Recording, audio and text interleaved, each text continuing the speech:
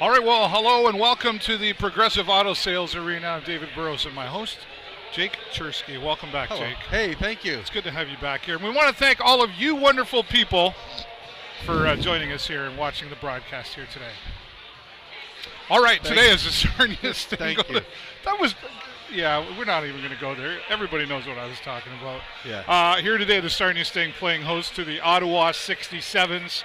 Revenge has got to be a key word out there today because the Sarnia Sting played Ottawa, of course, a little while ago when they were on their winning streak, which was amazing. They just can't seem to win when they get down to Ottawa, Jake. That's all right. Ottawa's here, so we've been able to score in bunches like in the past. So as long as the boys get on the board early, I think we're going to be okay. Yeah. Lots of good fans here today. Sundays are always a wonderful day. The families come out, and they always offer the family packs here as well. But I know that the Sarnia Sting fans will be looking to, I'm pretty sure a little bit of, maybe payback's a little better word than the word revenge, right? Yeah. Coming back from being on the road, though, of course, the most recent game that the Sarnia Sting did have a hard time against Mississauga. Final score there is 6-2. And I want to give a shout out to our friend Jay Peckham, who him and his crew actually drove down to Mississauga to cheer on the Sarnia Sting. And that was notably the only arena that Jay Peckham had never been, so he closed the gap. Yeah, he's been to all of them in the OHL now. So, were you able to catch any of that game at all? No, I wasn't, but I was watching Jay's recaps and whatnot in the intermission. So that's always it's always good and entertaining when Jay shares with the rest of our community on the shenanigans with Bob. Well, I guess we weren't here, so he was able to take it on the road. So thanks, Jay Peckham, for that. And again, a hard loss there, 6-2. But Sarnia Sting still doing very well here after coming out of not so great of a start here at the beginning of the season. No, obviously, when you lose your first 7, I mean, your confidence has got to be down. But when you glue 10 out of 11 back to back,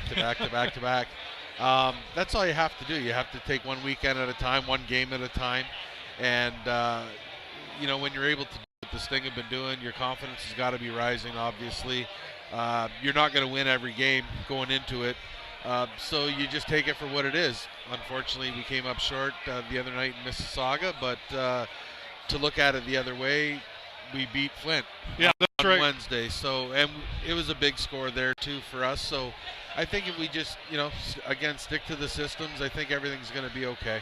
Yeah.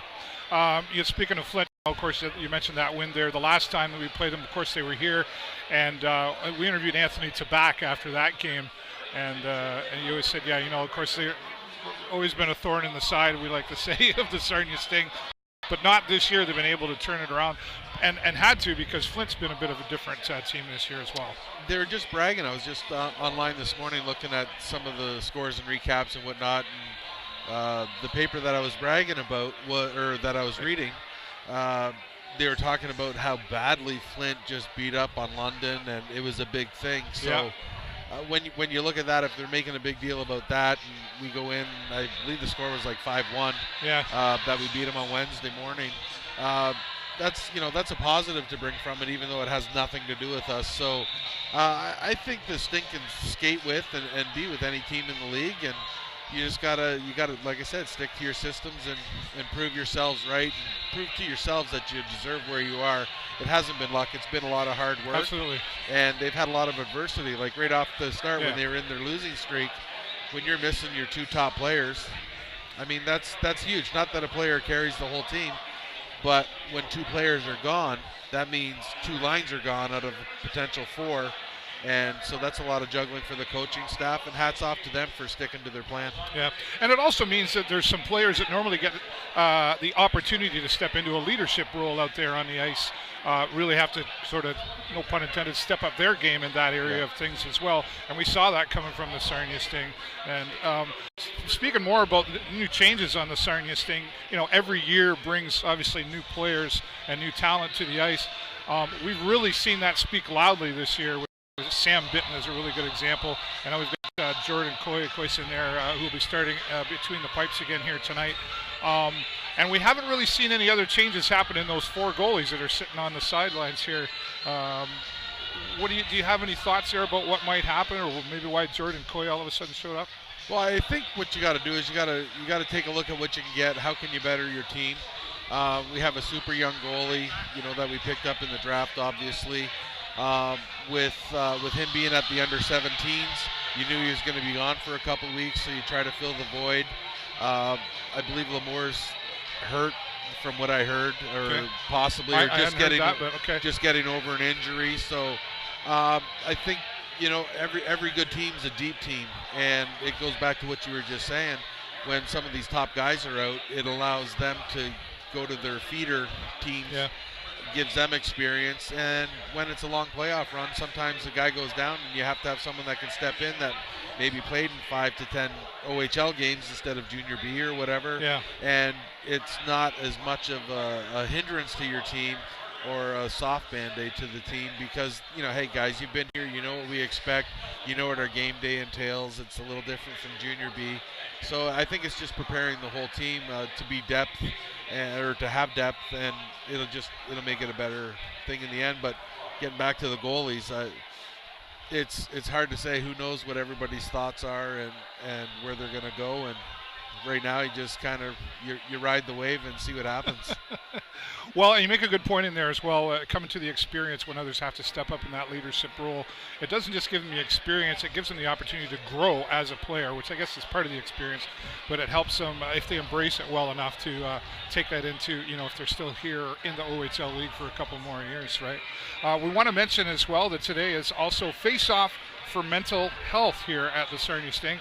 St. Clair Child and Youth are here as well with the Chuck a Puck, and we've got our special ribbons on here today to support Face-Off for Mental Health. It began a few years ago, Jake. I don't know if you know the story, but there's a lot of mental stress that goes on in a lot of things, but certainly, and we've talked before about these young players who are expected to do this, and this, and they want to be a teenager at the same time, away from home. And that can be pretty stressful. And a local coach here in Sarnia was struggling dealing with some of his players at a level. And he's like, I'm a coach, I'm not a counselor, I don't know how to deal with this. And hence Face-Off for Mental Health was born, and now they're growing throughout the community. Some teams even have mental health coaches. You can certainly see why that would be important to a team. Oh, absolutely. I think it should be a job title. I think there should be a position for that, especially, what society is anymore. And finally, people are starting to stand up and talk about, some of the stresses and the daily grind and whatnot that they're going through. And I've always said, we'll use hockey, for example. Obviously, we're here. But, you can teach a kid how to skate, but can you teach him how to cope with, maybe his marks are down, he's getting down on himself. Maybe he's missing his parents, missing his family structure. It's a little different with a new family, although our billet families are amazing. But maybe he's just out of his realm, and that might cause something. It might cause, some sort of triggers, and it's just being able to help them to cope with it, let them know that they have a friend outside of hockey. Yeah, for sure. That they can lean on. And, I mean, Lord knows we all have some sort of, mental stress at some point. It doesn't matter whether it's a diagnosed, mental disorder or mental illness. It's sometimes it's just everyday life, and sometimes you just need that soft shoulder to talk to somebody, and it's like, yeah, I'm going to be okay. Yeah.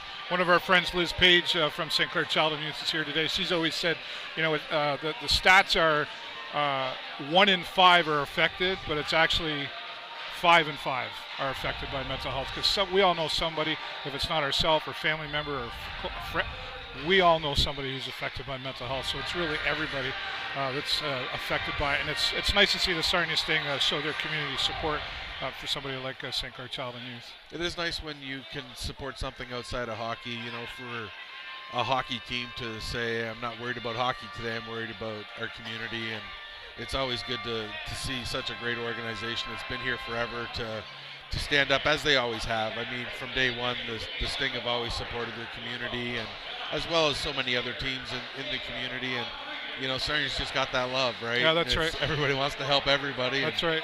Forget about themselves for a second. That's always good to see. Yeah. And St. Clair Child and Youth has been around, don't quote me how many years, They were around when I was in high school, and I was able to use their services back when I was a teenager. So I'm always a little extra grateful to see St. Clair Child and Youth still existing in our community. They do have a walk-in clinic as well during the week. Check them out on Facebook, St. Clair Child and Youth Services, to get more information about that and more about Face Off for Mental Health. If you are involved in any type level of hockey team here in Sarnia and you don't know about Face Off for Mental Health, certainly reach out to them. All right, well, the videos are starting to play, and you can feel a little bit of the buzz is about getting ready to happen out there. Jordan Coy starting between the pipes for the Sarnia Sting to take on the Ottawa 67s. Will they have some payback today? We'll let you know after the first period. Jake Chersky will join me back once again. And if you haven't, we check our comments. We don't, and no comments right now. But if you have some comments or questions that you'd like Jake and I to talk to you about, we do see your comments during the broadcast. We'll be happy to respond to them. For the show live on location, I'm David Burrows and my friend Jake Chersky. We will talk to you soon.